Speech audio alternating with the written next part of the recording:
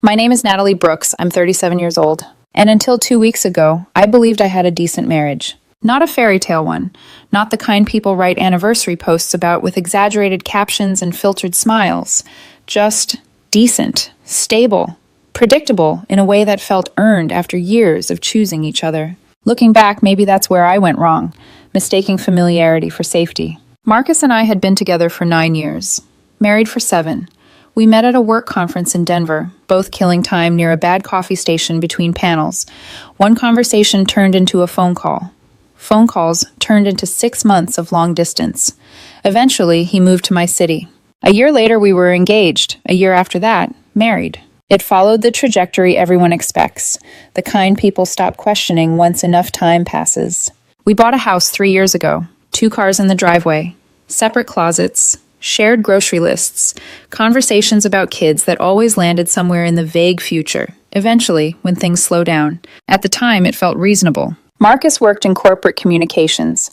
I worked in project management, both demanding, both consuming. We told ourselves we were building something together, even when most days felt like parallel lives under the same roof. The first sign something was wrong wasn't dramatic. He just drifted. He started coming home later, not absurdly late, just late enough that dinner cooled before he sat down.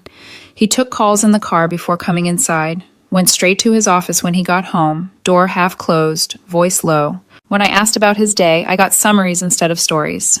Busy, long, same stuff. I told myself he was stressed. His company was restructuring. People were getting laid off. Anyone would be on edge. So I adjusted. I cooked more, took on more of the household stuff, gave him space when he seemed overwhelmed. I didn't nag. I didn't accuse. I tried to be the supportive wife I thought a good marriage required. But the distance kept growing anyway. Date nights disappeared. Conversations became logistical. We were roommates who shared a bed and avoided eye contact while brushing our teeth. Then, about 3 months ago, he started mentioning her. Not constantly, just enough. My ex used to love this place. My ex was really good at fixing things like that. My ex had the same car. I didn't say anything at first. I didn't want to sound insecure, but it sat wrong. He'd barely talked about her in all the years I'd known him. I knew the basics. They'd dated for 4 years. She'd gotten a job offer across the country. He didn't want to move. End of story. Or so I thought. 2 months ago, his schedule changed again. More nights out. More work things. Happy hours. Weekend brunches. Always home eventually. Always with reasonable explanations. But something in me had already started paying attention. The morning I saw the text wasn't intentional. He'd left his phone on the kitchen counter while he showered. It buzzed once. Last night was amazing. Can't wait to see you again. The contact name was just initials. My stomach dropped so fast I had to sit down. I didn't open the phone. I didn't scroll. I didn't need to. When he came downstairs, I was making coffee like nothing had happened. He picked up his phone, glanced at it, and smiled. That smile told me everything. Who was that? I asked lightly. The text.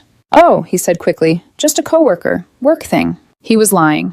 I didn't confront him. Not yet. Over the next few weeks, I noticed everything. The password lock on his phone that hadn't existed before, the extra care with his appearance, the way his ex-name kept slipping into conversations like an echo he couldn't silence. 3 weeks ago, I finally sat him down. Told him I felt like we were drifting. Asked if something was wrong. He said I was imagining things. He said I was paranoid. He said maybe I was projecting. Then last Wednesday happened. He was already at the kitchen table when I got home, a glass of wine in front of him. Not his first. We need to talk, he said. By the end of that conversation, he looked at me and said the sentence that cracked everything open. I left a better woman for you. Maybe that was my mistake. The room went silent. I stared at him. Then I said softly, then go fix your mistake. And I walked out. I didn't have a destination when I left the house that night. I drove for almost 40 minutes with no music, hands tight on the steering wheel, replaying his words over and over like my brain was trying to find a version where they hurt less. A better woman. Not a mistake, not a bad moment, a better woman. I ended up at my sister's place. She didn't ask questions when I showed up past 9 with red eyes and shaking hands. She just opened the door wider, pulled me into a hug, and said, "You can take the guest room." That kindness nearly broke me. I turned my phone off. I needed silence. Needed my thoughts to stop colliding with each other. Around midnight, curiosity won. Or maybe self-punishment. I turned it back on.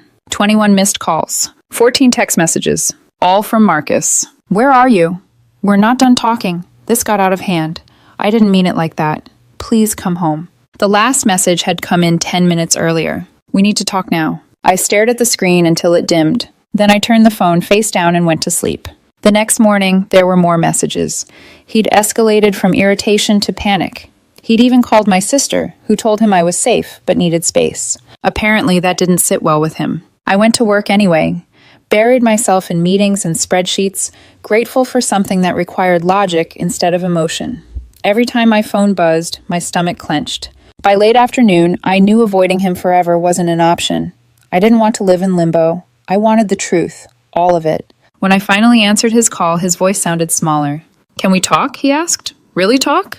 So I met him at a neutral place, a quiet cafe near the office, public enough to keep things civil, neutral enough to keep me from caving. He looked exhausted, dark circles under his eyes, jaw tight. "I didn't mean what I said," he started immediately. "I was angry, emotional." "You didn't stumble over those words," I said calmly. "You chose them." He sighed, ran a hand through his hair. "I've just been confused." "That word again." "About what?" I asked. He hesitated, then finally said it. "I reconnected with my ex." There it was. "How?" I asked. "Online at first. Messages, catching up. And then?" "She moved back to town 3 months ago." The timeline clicked into place like a puzzle I'd been assembling without realizing it. The late nights, the secrecy, the phone. "Have you been seeing her?" I asked. "Sometimes," he said quickly. "Coffee, lunch, talking." "And the text I saw?" I asked. "About last night being amazing." His face changed. "You saw my phone?" "I saw a notification, that's all it took." "You had no right." "You don't get to talk about rights," I cut in. "Not while you're emotionally involved with someone else." "It's not an affair," he said defensively. "We haven't slept together." "But you want to," I said. He didn't answer. That silence told me everything. "So what was the plan?" I asked quietly. "You keep me here while you figure out if she's better?" "That's not fair," he snapped. "You haven't been present in this marriage either." I felt something inside me go very still. "I was here," I said. "Every night, every weekend. I asked you about your day. I tried to connect. You shut me out." "That's not the same as understanding me," he said. "She understands me." There it was again. Comparison. I realized then that this hadn't started 3 months ago. It had started the moment he decided to measure me against a ghost. "You didn't come back to her because you were confused," I said. "You came back because it was easy, because she doesn't see who you actually are now." "That's not true." "Isn't it?" I asked. "She only knows the version of you that exists in memory." "I know the man who hides behind his phone and blames his wife for his guilt." He looked away. "I never meant to hurt you," he said. "But you did," I replied. "And worse, you were willing to keep doing it." For the first time, I saw fear in his eyes. Not fear of losing me, fear of losing the option. When I stood up to leave, he reached for my hand. "Don't make a decision like this," he said. "We can fix this." I pulled my hand back. "No," I said softly.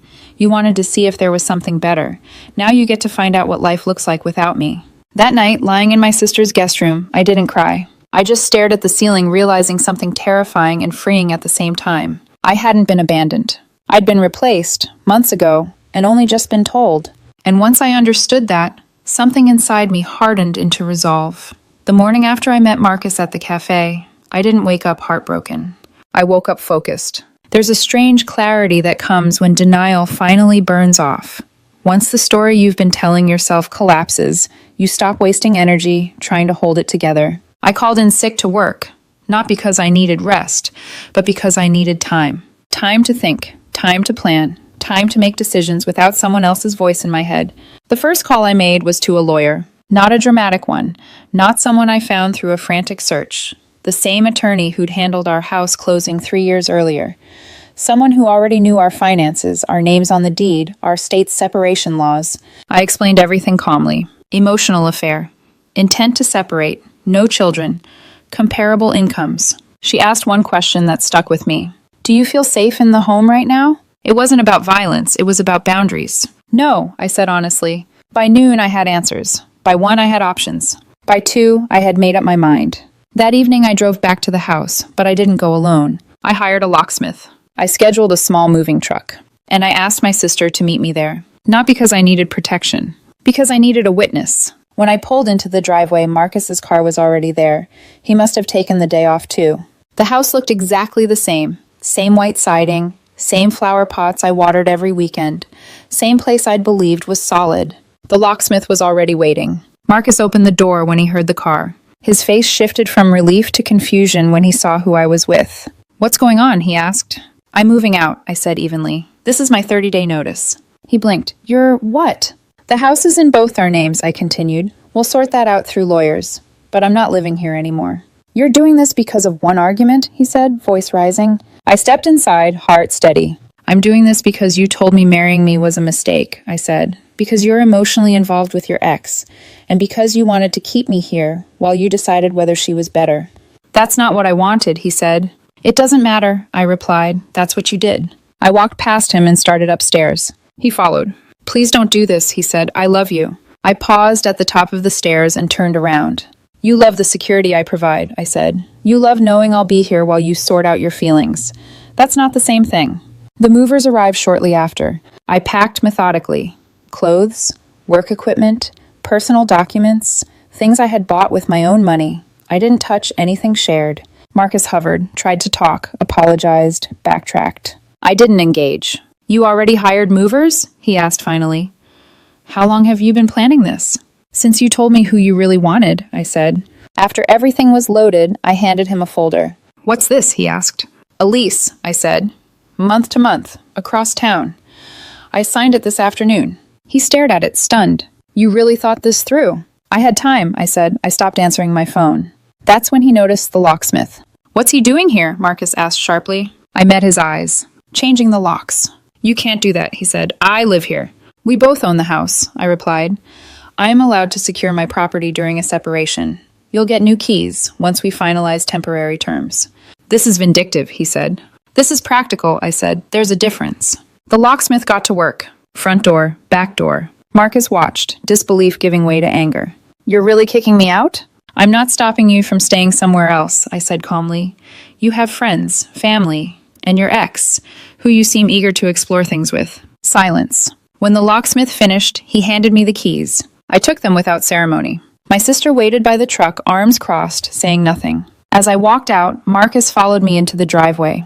"Please don't leave like this," he said. "Let's talk. Really talk." I looked at him. Really looked. "We did talk," I said. "And you made it clear I was never your first choice." He opened his mouth. Nothing came out. I got into my car. I didn't look back. The first night in my new apartment felt unreal. The space was quiet in a way I wasn't used to. No familiar footsteps. No low murmur of someone else moving through rooms I'd memorized. Just the hum of the refrigerator and the city noise drifting in through the window. I slept better than I expected. The next morning, the messages started again. Marcus cycled through emotions like someone flipping radio stations too fast to settle on a song. "Please come home. You're overreacting. I never cheated on you. I can't believe you're doing this. We can fix it. You're destroying everything." I didn't respond. By day 3, the tone changed. He started telling people I'd abandoned him, that I'd thrown away our marriage without warning, that he'd been blindsided. I heard it through mutual friends first, carefully worded check-ins that felt more like interrogations. "Are you okay? What really happened?" "Marcus says you just left." I told him the truth, calmly, briefly. He reconnected with his ex, told me marrying me was a mistake, so I left. That usually ended the conversation. Not everyone believed him. Some did. I let that go. The lawyer served the separation papers 1 week later. Marcus had 30 days to respond. That's when the panic really set in. He showed up at my apartment complex twice. Security turned him away both times. He left voicemails crying, then angry, then pleading again. I forwarded everything to my lawyer. 2 weeks in, he stopped contacting me directly. I heard he'd moved in with his mother temporarily, that he was devastated, that he couldn't believe I'd given up on us, as if I hadn't been the only one trying for months. 3 weeks after I left, my lawyer called. "He wants to contest the separation," she said. "He wants counseling, another chance." "No," I said immediately. She paused. "You're sure?" "Yes," I said. "File for divorce. Irreconcilable differences. Fair split of assets. No alimony. Clean break." She filed the next day. Marcus spiraled after that. He tried to control the narrative online, posted vague messages about betrayal and loyalty, about being left during his lowest point. I didn't engage. When friends asked, I told them the same thing every time. I wasn't his first choice. I removed myself from the competition. That was enough. 4 weeks in, he finally signed. Mediation was surprisingly uneventful. He agreed to buy me out of the house. I kept my car, my furniture, half the savings. No screaming, no courtroom drama. Just the quiet collapse of something he thought would always be there. I found out later, through the same mutual friends who'd once questioned me, that things with his ex hadn't worked out.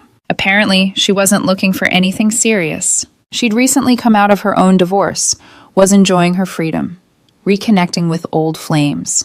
Marcus was just one of several. The irony didn't make me smile. It just confirmed what I already knew. I'd never been the problem. The divorce was finalized 6 months after the night I walked out. By most standards, that's fast. But we had no children, no tangled businesses, no reason to keep circling a truth we both already knew. By the time the papers were signed, I had settled into my new life. New routines, morning walks, therapy every Wednesday evening, groceries bought for one person instead of two, a space that felt mine in a way the house never truly had. Therapy helped me understand something important. I hadn't just lost a marriage. I'd lost the version of myself who kept shrinking to make room for someone else's uncertainty. About 2 months after the divorce was finalized, I heard through the grapevine what had happened next. Marcus had tried to be with her, really tried. Dinners, weekends away, plans he'd never bothered making with me once things got comfortable. It didn't last. She wasn't interested in commitment. She'd been honest about that from the beginning, apparently. She liked attention, nostalgia, the way old relationships made her feel desired without expectation. Marcus hadn't been special, just familiar. When that fell apart, he reached out to me. One message. "Can we talk? I need closure." I stared at it for a long time. Then I deleted it. Closure isn't a conversation someone earns after they've already shown you who you were to them. Someone asked me recently if I regret how I handled everything. Moving out so quickly? Changing the locks? Not staying to work it out? I don't. Because the truth is, Marcus didn't want to fix our marriage. He wanted to keep me as a safety net while he explored whether something better existed. And the moment I removed that safety net, he panicked. Not because he loved me, because he realized he might end up alone. I spent 9 years with a man who quietly compared me to a past he never let go of, who measured our marriage against an idealized version of someone who never had to deal with real life alongside him. I refused to be anyone's second choice, refused to compete with a memory, refused to wait while someone decides whether I'm enough. I'm 37 years old. I'd rather be alone than